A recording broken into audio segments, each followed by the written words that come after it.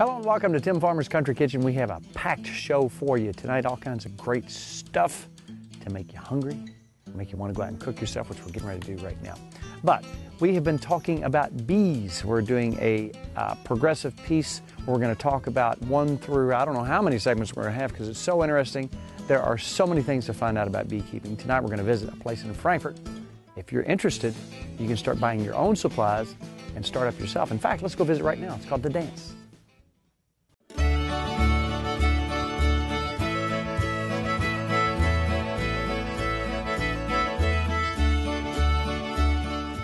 Now, we've been talking to Jay and we've been talking to Alan about bees, and guess what? I hate bees. Yes, sir. I'm a bee dude. Yes, sir. You but do. You're like you and Alan like the king bee dudes. I'm just like the court jester bee dude. Yeah, you're starting out. Well, I'll tell you what, it's a long, complicated process. It's not something you enter into lightly. There's so much to think about. There's so much science involved. There's so much that you're going to learn just watching your own bees as you go along. You'll develop little different things as you go along. But I was fascinated to see you come out the other day with this little box of bees. That's a nuke box. That's just a starter kit. You brought them in. You combined 2 hives. You sprayed them down with vanilla extracts. It covers the scent for the queen that's in the box and the bees that we took out of a separate box. Otherwise, they'd be fighting, stabbing each other and cussing and making all kinds of noise. But they made friends. The queen's still in there. She's laying eggs. She is laying. Yes, sir. Which is what we want. Yep. Now today, we're at a place called Dadant. Yes. In Frankfort, right here in Frankfort. Yes. That has got a daggone warehouse. Everything in this warehouse is nothing but honeybees. Anything you could think of, it's here. And people come from all over the United States to this place. I didn't know it was here. A lot of people don't, But believe it or not. do. Oh, yes. The bee people do. Clay gets people probably from Illinois all the way down to Tennessee, Georgia. You'd be surprised people come. Your boxes don't come like this.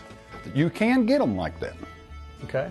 You can get everything pre-assembled, frames, foundation, everything pre-assembled. But if you want to pay the extra money for it. It's probably a little cheaper to put it together yourself. Yes. We're going with that option. And you've stepped me through the process. What did we get today? Well, we got 2 brood boxes. Okay. We've got a inner cover, bottoms, tops, foundation, and frames. That's to start out. So my little pretty little red, what's it called again? Nuke box. The nuke box. It's a starter kit. That's a starter kit. We're buying the real stuff. Yes. Once they fill the nuke box, then that's when you've got to get all the bigger stuff in to get them through the winter. Now, and that's the whole of the process. We'll talk about that later. But they have to make we got to make sure they've got enough to eat all through the winter. A good hive needs at least 60 pounds of honey to get them through the winter. And 60 pounds is not a lot. You figure honey weighs about 11 pounds a gallon. Is what it weighs. When people see these hives sitting on the side of the road, they have no idea there's that much honey in there. No. A box on a good time could probably weigh up to 300 pounds. That's 2 bottom boxes and probably 3 supers on top of it. Now, as the bee consumer, the guy who wants to eat the honey, at the end of the season, when you sling, and these are slingers right here, they actually sling the honey out of that, which is, we're going to do a very, from beginning to end series on this, and we'll show you slinging honey once you get it out of your boxes. What do you get on a good box at the end of the season? Now, last year I had medium supers. That's the bigger supers. I was slinging a little over 3.5 gallons per box. Now, a lot of people think they just want bees for themselves. Just for themselves, that's a whole lot of honey. Yeah. And in a way, it's cheaper to buy, believe it or not. You figure one hive will produce probably about 3 supers. And it could be 3 supers in the spring and 3 supers in the fall. It's a good natural sweet source. You can put it in everything, included. In fact, we'll have to take some honey. And I've got a couple Asian recipes that will go really good with that. Believe it or not, people cure with it too. Wow. Well, we'll talk about the eating later because I'm getting starving. Let's go in here and talk to the fella, one of the fellas who will help folks if they come in here. Then we get to take this home, assemble it, get it together, and I won't be a newbie anymore. I get out of the nuke box into the what? Brood box. Brood box. 10-frame brood box. I'm almost a full-fledged bee dude.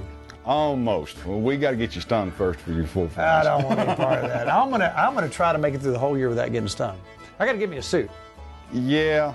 If you're not want to getting stung, the best thing not to even have bees. Well, I've been stung so many times in my life, pulled them out of my feet, went barefoot, and my head never exploded, I never bled out of my eyes. So I suppose I'll probably live through it. The honeybee's sting's not near as bad as a wasp. The thing is, get that out of there quick because it's got a little pump in it. And the main thing is don't pinch it, scrape it. Scrape it. Yeah, you scrape it. Once you pinch it, you just force the rest of the venom inside your body. No pinching. Driver's license, scrape it right straight off. Or credit card. Credit card, anything. Yep. Scrape it off. Don't squeeze it because it's going to hurt. Yes. Let's go on to the next step and let's meet the fella that runs the store here. Okay, we sure will do it. All right, man.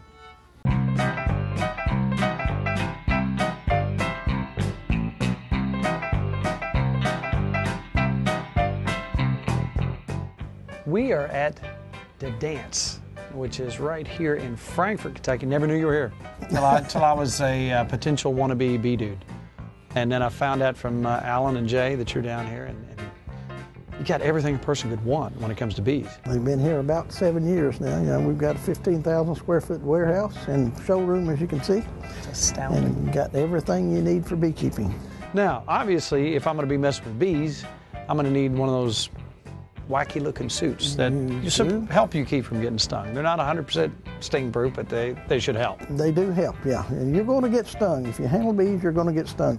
Well, which suit do I need there? Several different kinds of suits in our stock. We have full length ones. We have ones just like this, which we would recommend for you. And you say you want them a little bigger? You don't want them loose. You don't want them tight. No, don't want them loose. You want them just a little bit big. You can't really get them too big, but so we'll try this one on you. So I'm going to suit up. Now I'm going to look really cool in this, right? Because I'm telling you, Alan looks cool in his.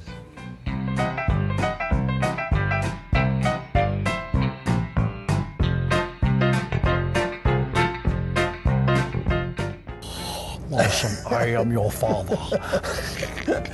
Well, you know, I feel like obviously I wouldn't want to have shorts on, dude. So you say loose jeans or? Wear blue jeans, yes. Blue jeans also. And if you're allergic to them or scared of bees, we've got full suits over here, and we've got just the pants. You can buy just the pants and pull those on, which I wear myself. Yeah. Because I have been stung 31 times in the face, and I don't want to be stung at one time. At one time. I would hate it for that. A swarm of bees. Now, you saw the warehouse. It's just chock full of everything you can imagine. Everything. There are bee clubs here in Frankfort where people can, if they're just starting, they can get information from other people. And everybody has their own little way. They tweak certain things. And I guess you could come to that. How do you get involved in that? Capital City Beekeepers, we meet the 4th Tuesday of each month. Not necessarily the last Tuesday, but the 4th Tuesday at 7 o'clock right here at Dadant. We meet 11 months a year. We don't meet in the month of December. And then in the fall, we have a potluck dinner, and we have a little over 100 members right now. Wow. And each program, we have, each meeting, we have a program that puts you into the next step according to where you're at in the year in beekeeping. If you need to medicate, if you need to extract honey. Our club also has an extraction program. We go to one central place and extract honey all together at times. So, now tell us how people can get a hold of you down here. We're at 955 Chenault Road, right here in the East Industrial Complex in Frankfort. Capital City Beekeepers Association.com. Have you noticed, or have you heard the folks who've been here a while, is there maybe an increase in the folks keeping bees? There's a movement on right now where people are paying attention to what they're eating, what they're putting in their bodies, and you know, we're hearing about all this honey that's coming from China that's not even honey. It's true. So I think people are more involved in doing stuff themselves. Have you noticed maybe a little bit of a We have noticed spike? A tremendous increase. Our business here increased over a fourth over the last 12 months. Wow. So it's really, and new beekeepers seem to be the thing. We get a rush of new beekeepers. Of course, we serve people from really all the states, but mainly from Alabama, Tennessee, Georgia, all the way up to Michigan, Virginia, of course, Kentucky, Ohio, and Indiana. We serve all of those right in this warehouse. Wow. And a lot of people call here because they like dealing with Kentucky people. They feel like we're friendlier than some of the other warehouses. I would agree with that, being from Kentucky, obviously. Here also, we have everything for candle making, which you use beeswax for. Because it doesn't smoke. Yeah, we have everything for wine making, which you make mead out of honey. And we have everything for soap making, which you make soap out of beeswax too. So we have all that here in this warehouse as well. Thank you so much for having us out. Thank you, sir. Good Thanks to for have you keeping with me us. from getting stung today. Happy beekeeping. Thank you very much. Now, if you're hankering for some good grub and you're around Frankfort, Kentucky, if you're not from around Frankfort, Kentucky, it's worth the drive to Capital Plaza Hotel. Go visit Jared, the chef there. and he can make you a fantastic meal. And if you're looking for some great, great shrimp and grits, Weisenberger, check this out. I'm talking yum factor 26,000.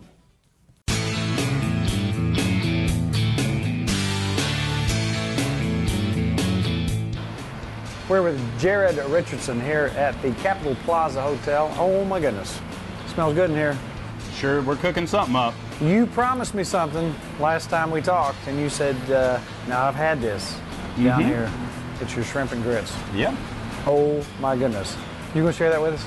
I'm definitely going to make it for you, yeah. Now, in order to get some of this fine stuff that we've had down here, right here in Frankfort, what's the address? 405 Wilkinson Boulevard, right down on River Street, right across from the river park. When you come down the hill, you'll see the big tower going up there. You see the big tower, and we're right next to the big tower, closest to the street also. Go to the parking garage, walk your way on in, you'll smell it. Follow your nose. You can come right up, definitely. Well, I'll tell you what, this is one of my favorite things that I've had from you, so I'm going to step out of the way and let you get busy. Sure thing, let's do it. Yeah. To do really good shrimp and grits, you have to start with like an onion.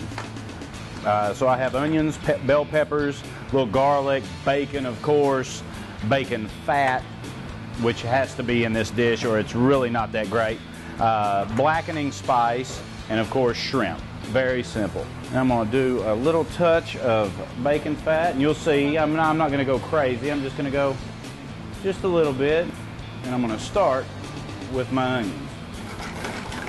A little bit of salt just to get the caramelization process going, and pepper. Now we're going to let these saute just for a little bit, just to get them going. Now, what made you decide to get into this business? My mother owned a restaurant, and I did quite a few things. I worked in the mines for a little while for an engineering firm. I worked for my father a little bit. He was an architect, but I always really enjoyed eating also. So I figured out that to eat really good, I really liked to learn what I was eating also, which is, like you said earlier, more people are finding out, figuring out what they're actually putting in their body. In '99 is when I left Lexington and went to New York to go to the culinary school. Very good. So I've added some red and green bell peppers. And this is what you're looking for. You're looking for that nice caramelization from the onion sugar to get on the bottom of your pan. That's the real only way to build a nice rounded flavor. I'm going to add one more little teaspoon of bacon fat before I add my garlic. So let's turn our skillet down just for a second. Got some really nice 21 size shrimp, unseasoned because we're going to season them on one side. And all I'm going to do is get these in here, and then we're going to hit it with some bourbon. Buffalo Trace bourbon is what we use here in the kitchen.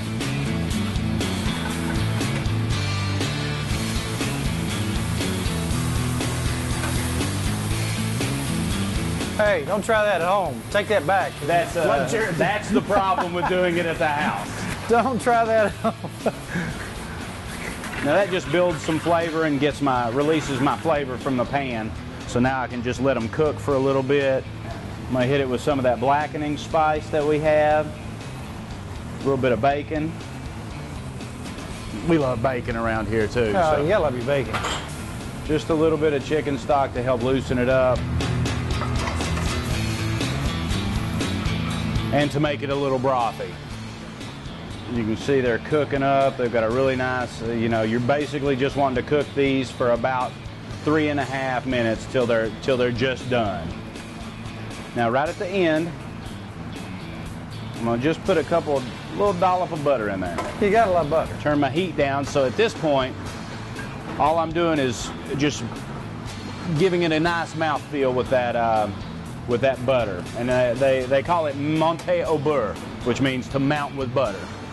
So what it does instead, it takes that chicken stock and makes it nice and mouthfeel very nice. It sort of gives it a touch of thickening, but a really nice buttery flavor.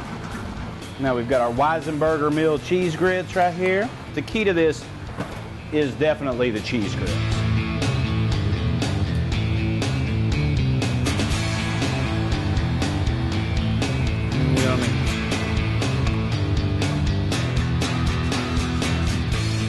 Sort of you're building a moat. Oh, and like it couldn't get any better, look what you're doing now. And these are just a little topping for a little tobacco onion. Right on top. Shrimp and grits. Decadent.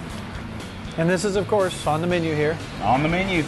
And I might add, worth coming down just for this. Everything down here is good, but I'm gonna go ahead and grab a bite of the grits. Oh my goodness. I'm gonna curl magnet on one of your shrimp. And I mean, you can taste the bourbon, you can taste the peppers and onions, the caramelization. That might be one of my favorite things to do. Very good. Thank you so much for having me. Tell folks how they get here. Come on down. We're down here at 405 Wilkinson Boulevard, downtown Frankfort. River Street. Come and eat. What he said. Now, at the end of the show, we're going to have a dessert for you. Now, we don't have enough desserts on the show, but we got some tonight. It is absolutely delicious. We're going to do it right here on the egg. But first up, two of our favorite morons are going to sing us a song. Hi, I'm Lardo. And I'm Burley. And we're the Moron Brothers.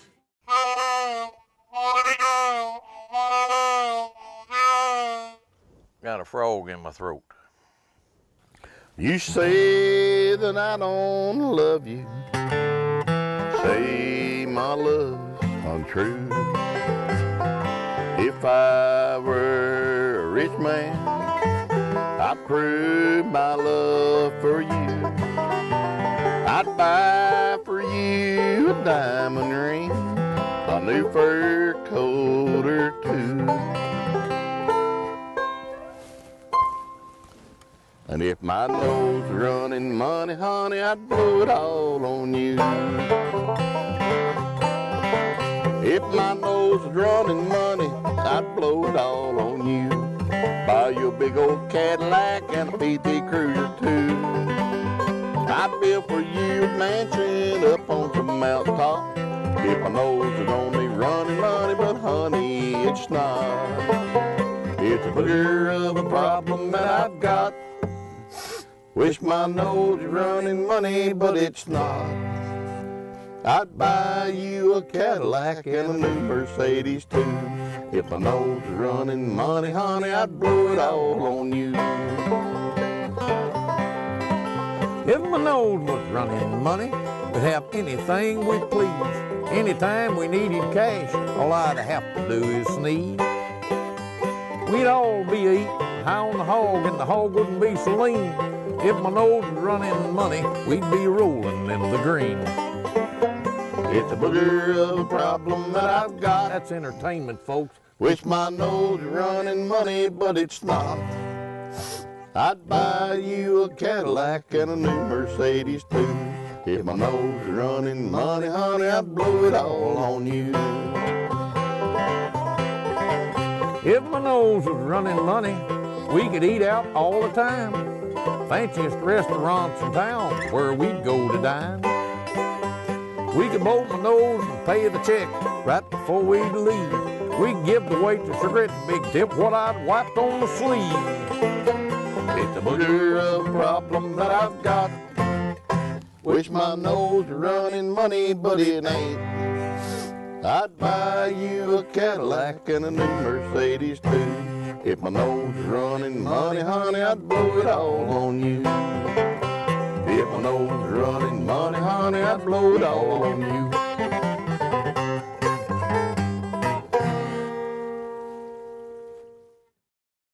All right, hey, don't forget to check out timfarmerscountrykitchen.com for all our segments that you might not have seen and recipes to boot. Also, check out our Facebook page, Tim Farmer's Country Kitchen, and keep up with where we're going and all kinds of interesting things coming up. We got something big we're going to let you know fairly soon. But speaking of something big, I got a big green egg right here, and I'm hankering for a really good dessert. So where's Jason at?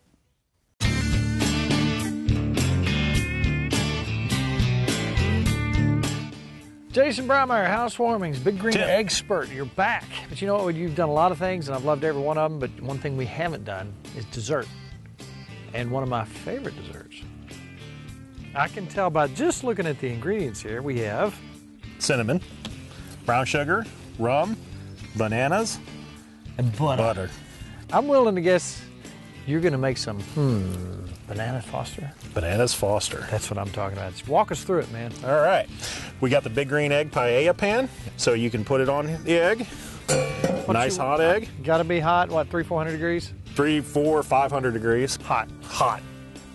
And we're going to add, Put the whole thing. well, we'll just go with the whole stick of butter. And then we're going to quarter our bananas. All right. Take some, well, we'll do 2. That's all right. I got a pretty big appetite for bananas Foster. Get that moving around. The base of any good recipe. Stick of butter. Stick of butter. Brown sugar. It's getting better. We're just gonna add some brown sugar in there. This is cooking outside. You don't have to measure. But let's say about 1/4 cup. Ooh, it's already starting to smell good. There we go. And you know what? 0 calories in this. Sure, if you look at it. Put some bananas in there. Drop some bananas in there. Oh yeah. Like where you going. Like where you going. Let that simmer for a little bit. You can do it with the egg open or let her shut. Nice caramel going. Gonna add a little rum. Carefully add some rum. You are pouring this over an open fire. Man, oh man. See, now we're talking. Now, Decadent. delicious. You're a bad man, Jason Brownmeyer. So much for my diet. And the moment of truth. Here we are. A couple nanners. Ladle that fresh on ice there. cream, some snizzle on the drizzle. Oh, slush it. Oh, look at that. There That's you go. decadent, Brownmeyer. Oh. This part of my job I hate. It's awful. Terrible. Oh my goodness. Most versatile cooker you've ever seen. You've outdone yourself right there. Back up, Brownmeyer. Come on. It's all yours. That's delicious right there. Thank you very much. Thank I'm just you. gonna eat every bit of this. Nicky! Now, as the garden is coming to fruition, now a lot of us had rain. I got my tomatoes really beat up and beat down, but something I did find, which was pretty interesting. It's a Siamese squash, which I made. I don't even know what to do with it, but it's fairly interesting. That's a pile of yellow squash right there. But remember, it's all about good times, good friends, good eats. We'll see you next week with a brand new show. I'm Tim Farmer. See you soon.